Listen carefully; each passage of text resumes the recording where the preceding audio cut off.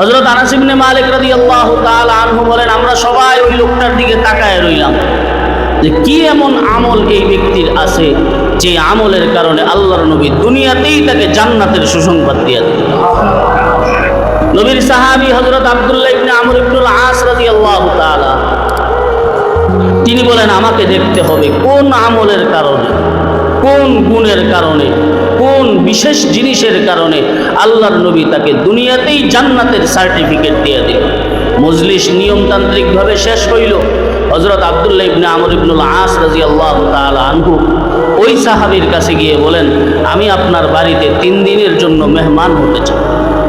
কয় দিনের জন্য মেহমান হতে চাই? মুহাদ্দিসিনে কেরাম বলেন, একজনের বাড়িতে আরেকজন মেহমান হওয়ার সর্বোচ্চ মেয়াদ হলো 3 দিন। মেহমান হওয়ার সর্বোচ্চ মেয়াদ হলো 3 দিন। এই হাদিসের মধ্যে সেটা স্পষ্ট। আব্দুল্লাহ ইবনে আমর ইবনুল আস রাদিয়াল্লাহু তাআলা আনহু বলেন, আপনার বাড়িতে আমি মেহমান হতে চাই। তিনি বলেন, ঠিক আছে, চলেন আমার সাথে। চলে গেলেন ওই সাহাবীর সাথে। ওই সাহাবীর সাথে সকাল থেকে নিয়ে রাত্র পর্যন্ত ওই সাহাবীর সাথে ছিলেন। রাতের বেলা ঘুমের মধ্যেও আব্দুল্লাহ ইবনে আমর ইবনুল আস রাদিয়াল্লাহু তাআলা আনহু দেখেন যে তিনি বিশেষ কোনো আমল করেন কিনা। দেখলেন না, বিশেষ কোনো আমল নাই। আমরা যেরকম সারাদিন কাজকর্ম করি, ফরজ নামাজের সময় নামাজগুলো করি, সুন্নত ওয়াজিবগুলো আদায় করি, আর রাতের বেলা ঘুমায়া যায়, তিনিও ওই জান্নাতি সাহাবীও রাতের বেলা ঘুমাইলেন, আবার ফজরের সময় উঠলেন, ফজরের নামাজ আদায় করলেন, মাঝখানে কোনো আমল করলেন না। আব্দুল্লাহ ইবনে আমর ইবনুল আস রাদিয়াল্লাহু তাআলা আনহু 1 রাত্র, 2 রাত্র, 3 রাত্র পর্যন্ত এক জিনিস দেখার পরে 3 দিন অতিবাহিত হওয়ার পরে ওই জান্নাতি সাহাবীকে জিজ্ঞেস করলেন, ভাই, আসলে আমি যে আপনার বাড়িতে মেহমান হয়েছি এর পিছনে একটা বড় কারণ আছে। বলে, কি কারণ? বলে, আপনি যখন মজলিসের মধ্যে উপস্থিত হয়েছিলেন, নবী সাল্লাল্লাহু আলাইহি সাল্লাম আপনাকে জান্নাতি বান্দা বলে সুসংবাদ দিয়েছিল।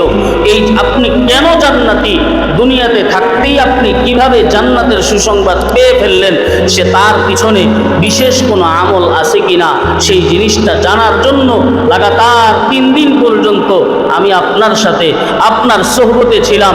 কিন্তু দুঃখের বিষয়, এমন বিশেষ কোনো আমল আমি দেখলাম না যেই আমলের কারণে আমার আর আপনার মধ্যে পার্থক্য, যে আপনি দুনিয়ার জান্নাতি বান্দা হয়ে গেলেন আর আমাকে আল্লাহর রাসূল জান্নাতের সার্টিফিকেট দিলেন না।